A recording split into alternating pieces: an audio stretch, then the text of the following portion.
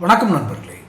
வளைகுடா நாடுகளில் வாழும் இந்தியர்கள், குறிப்பாக தமிழர்கள், அந்நிய தேசத்தில் இருந்து வளைகுடா நாடுகளில் எண்ணெய் கிணறுகளில் மற்ற பொருளாதார நிறுவனங்களில் வேலை செய்வோர் இந்தியாவை சார்ந்த இந்திய வம்சாவளியினர் மிக அதிகம். மத்திய கிழக்கு நாடுகளில் வாழ்பவர்கள், வேலைக்கு செல்பவர்கள் என்றாலே அவர்கள் எண்ணெய் கிணறுகள் வேலை மட்டும்தான் அப்படின்றது இல்லை. இப்போ கன்ஸ்ட்ரக்ஷன், மற்ற வங்கி சார்ந்த நிறுவனங்கள், பொருளாதாரம் சார்ந்த பொருளாதார மண்டலங்கள் என்று பல்வேறு வேலைவாய்ப்புகளை உருவாக்கி வைப்பதில் வளைகுடா நாடுகள் இன்று பெரிதும் பங்களிக்கின்றன. குறிப்பாக 80களில் இங்கிருந்து வேலைக்கு செல்பவர்கள் எல்லா வேலையும் செய்ய வேண்டியிருக்கும்.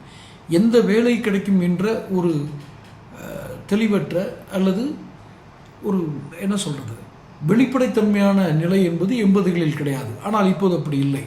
பல்வேறு சட்டங்கள், சர்வதேச சட்டங்கள் இருக்கிறது. இந்தியாவிலிருந்து ஒருவர் மத்திய கிழக்கு நாடுகளில், குறிப்பாக சொல்ல வேண்டுமென்றால் கத்தார், ஓமன், துபாய் போன்ற நாடுகளுக்கு வேலைக்கு செல்பவர்களுக்கு மிக தெளிவான சட்டங்கள் பாதுகாப்பு கொடுக்கிறது. அந்த நாட்டில் உள்ள எந்த நிறுவனம் வேலைக்கு எடுத்ததோ அந்த நிறுவனத்தை பற்றிய முழு விவரங்களை அறிந்து கொண்டே செல்லலாம். ஆனால் இன்று அமெரிக்க இராணுவ தளங்களை அளிக்கிறோம் என்ற பெயரில் ஈரான் அதை சுற்றியுள்ள வளைகுடா நாடுகளில் அனைத்து நாடுகளிலும் அவர்களுடைய இராணுவ தளங்களை அளித்ததோடு மட்டுமல்லாமல் அவங்களுடைய சிவில் ஏவியேஷன் என்று உள்நாட்டு விமான போக்குவரத்து, அந்த நாட்டில் சர்வதேச போக்குவரத்தை கூட கட்டுப்படுத்தும் அளவுக்கு அதனுடைய ஈரானுடைய செயல்கள் அமைந்திருக்கிறது. அது எதிர்வினை என்றாலும் கூட அமெரிக்காவை எதிர்த்து போராடும் பொழுது இது போன்ற செயல்களில் அவர்கள் ஈடுபடாமல் இருக்க முடியாது, தவிர்க்க முடியாது என்ற ஒரு காரணம் சொல்லப்பட்டாலும் கூட இப்போது அங்கு வேலை வாய்ப்பு, மத்திய கிழக்கு நாடுகளில் வேலை பார்த்து அதன் மூலம் பணம் சம்பாதித்து இந்தியாவிற்கு வளமாக வாழ்பவர்கள் அதிகம். அங்கே வேலை இழப்பின் காரணமாக இந்தியாவுக்கு திரும்புபவர்களுக்கு இந்திய அரசோ, இந்தியாவில் ஆட்சி புரியும் மாநிலங்களில் ஆட்சி புரியும் அரசுகளோ என்ன தயார் நிலையில் வைத்திருக்கிறது? தயார் நிலை என்றால் நான் சொல்வது வேலை வாய்ப்பு மட்டுமல்ல, அவர்கள் இங்கு வந்து அவர்களுக்கு ஏற்ற ஒரு வேலை கிடைக்கும் வரை அவர்களுடைய வாழ்வாதாரம் இப்போது கேள்விக்குறியாக இருக்கிறது. அங்கேயும் வாழ்வாதாரம் கேள்விக்குறி. இங்கே வேலை பார்க்குற இடம்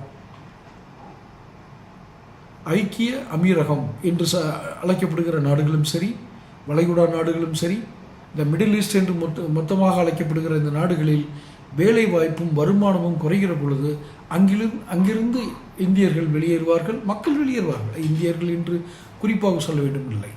நம்மளுடைய அண்டை நாடான இன்னொரு பெரிய கவலை நமக்கு இருக்கிறது. நமக்கு அண்டை நாடான இலங்கையிலிருந்து அங்கே பிழைப்புக்கு சென்றவர்களும் இப்போது பழையவாறு ஈரான் இல்லை என்று தான் சொல்கிறார்கள். ஸோ ஈரானிலிருந்தும் அவர்கள் வெளியேற வேண்டிய ஒரு நிர்பந்தம் இருக்கிறது. அது மட்டுமல்லாமல் இந்த மிடில் ஈஸ்ட் அங்கே போய் வேலை பார்த்துட்டு இருந்தவங்களும் இப்போ வெளியே வர்றதுக்கு தயாராக இருக்காங்க.